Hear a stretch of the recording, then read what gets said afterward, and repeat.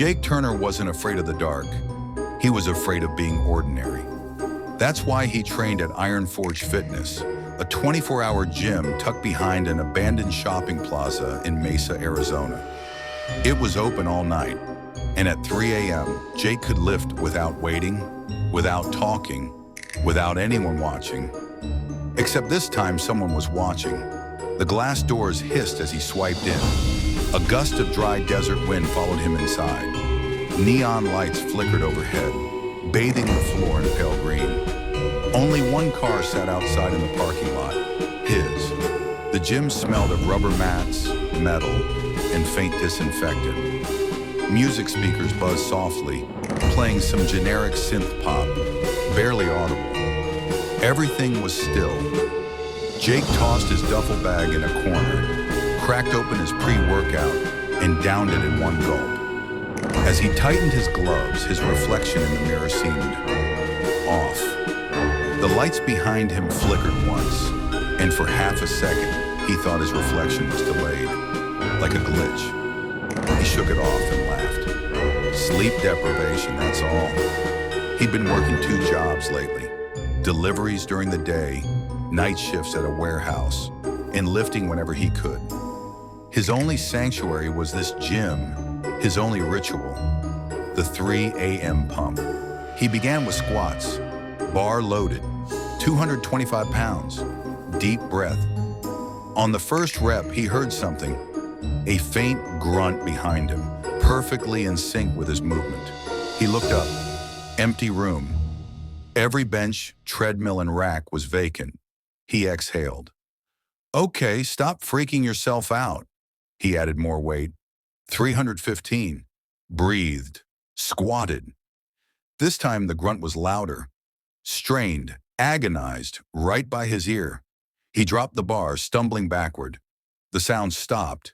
The air turned still again. Then came the clang. A barbell rolling across the floor. No one there. Only a single footprint near the weight rack. Barefoot. Wet. Jake's rational mind kicked in. Maybe some homeless guy had snuck in, or maybe another member was here but hiding. He decided to check the security room, just to be sure. The door was slightly open. Inside, the monitors buzzed, showing every corner of the gym in black and white static. He looked closer. Every single camera showed him, standing still, looking directly into the lens. But the real Jake wasn't standing still. He was leaning forward, breathing hard. The version on the screen blinked once and smiled. Jake's skin went cold. He stepped back, his breath fogging the air, though the room wasn't cold. Then the feed changed. The locker room camera showed movement. Someone or something pacing slowly between the showers, and written across the fogged mirror in crooked letters, "Greater than you left me." He froze. He knew that message. A year ago, on a night just like this, a lifter named Cole Ramirez had collapsed during a heavy deadlift. Jake had been the only one there. He remembered the way Cole screamed, the popping sound in his neck, the crash of weights, and then silence. Jake had panicked. He'd run. He hadn't called 911 until 20 minutes later. By the time help arrived, Cole was gone. Jake had told himself it wasn't his fault. He'd told himself Cole was already dead, but part of him never believed it. The locker room door creaked open on its own. The lights inside flickered like strobes. The air smelled like rust and chlorine. Water dripped from the showers even though none were running. Drip, drip, drip. The sound echoed, steady as a heartbeat. Jake's shoes left faint prints on the damp tiles, and then a locker door behind him slammed shut. Hard. He spun around, heart pounding. "Cole?"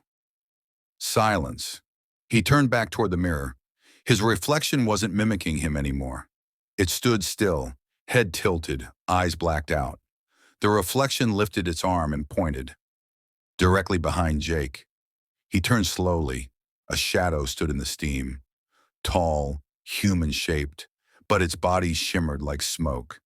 Its chest caved in where ribs should have been, and its voice came like air escaping metal, greater than "spot me" one last time. Jake stumbled backward, hitting the bench. "I'm sorry, man. I didn't mean to." The thing stepped closer. Water pooled around its feet, black and thick like oil. It reached toward him, fingers trembling. "You let me drop!" And the lights exploded. When Jake woke up, he was on the gym floor. His head ached. The clock read 3:33 a.m. His phone was dead. The exit doors